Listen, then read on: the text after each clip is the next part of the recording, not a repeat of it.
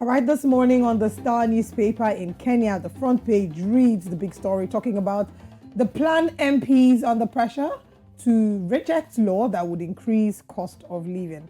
That's what the sub-headline there says. But the big story says, Ruto's strategy to push through tax laws.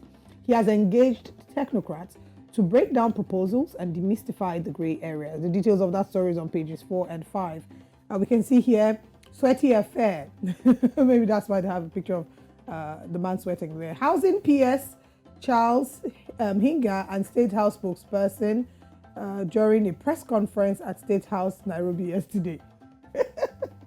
All right, over 7,800 cases. Kenya to benefit from global plan for more cholera vaccine. Plunged to death, 5 detained after student falls and dies from 8th floor. That's not a good story. Bipartisan talks, Raila gives ultimatum and says Nderitu should resign. And the final story this morning, diplomacy.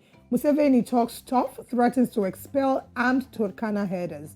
All these on this story is on page 6, and these are the stories on the front page of the Star in Kenya. Let's head over to the front page of the front page. All right, in Liberia this morning, the big stories that we can find here, it says, worrying signals from Uncle Sam. I think that's a very interesting story that you can find there.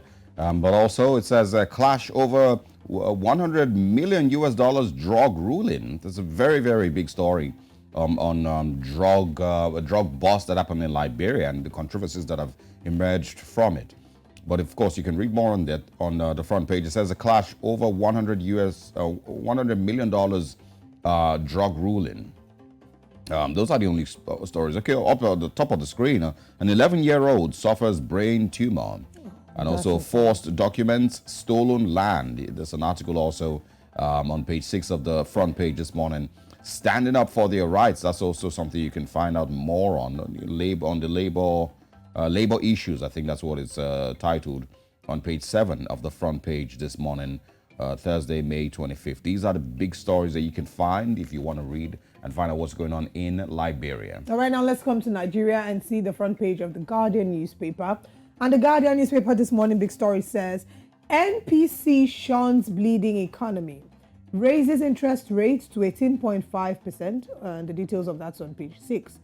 Buhari retains cabinet till May 29th. 6 Senate approval for judgment debts. Then that's on page 6 of the Guardian newspaper.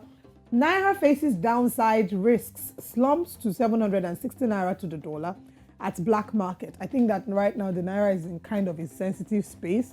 There's so much that can determine the strength or the weakness of the Naira in this very moment. If the Naira is going to gain, to a large extent, it does seem that the inauguration will also affect the Naira. It might instill confidence in the markets and then increase the strength of the Naira, or cause chaos and pandemonium and reduce the strength of the Naira. I guess we're just going to have to wait and see how that would eventually turn out.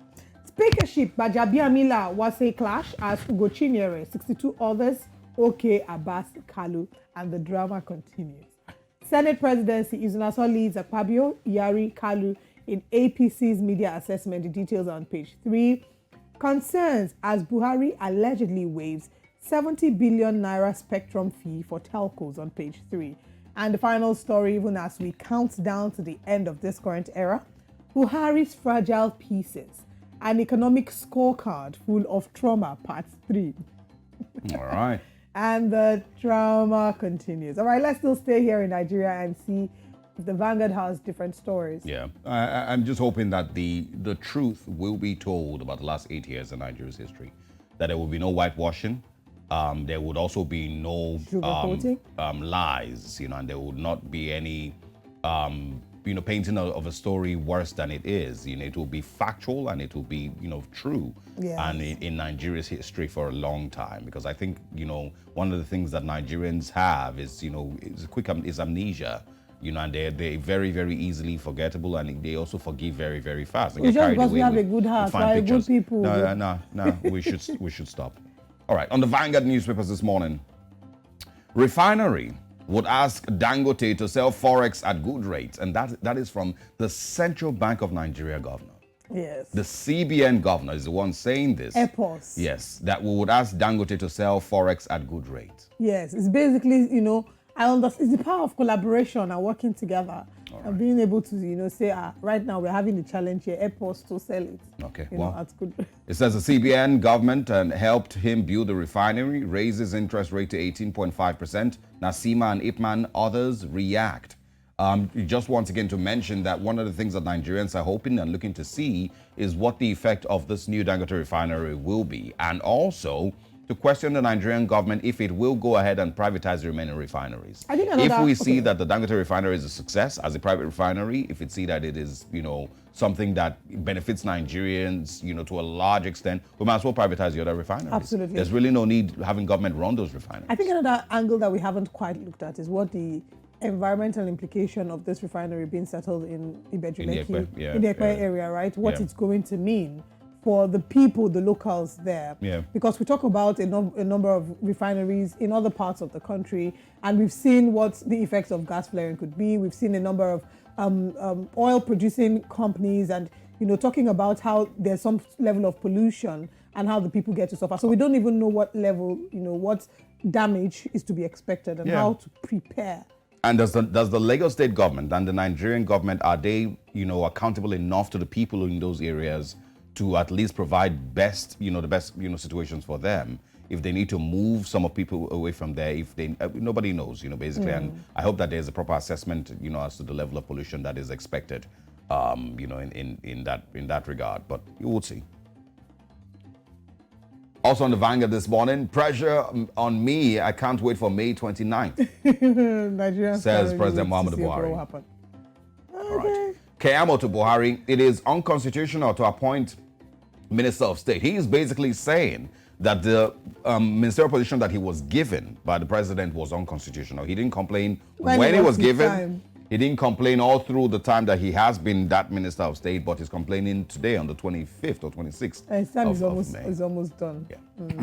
It's basically gatekeeping. Yeah. So I've gone there, I benefited, and shut the door for others. Exactly.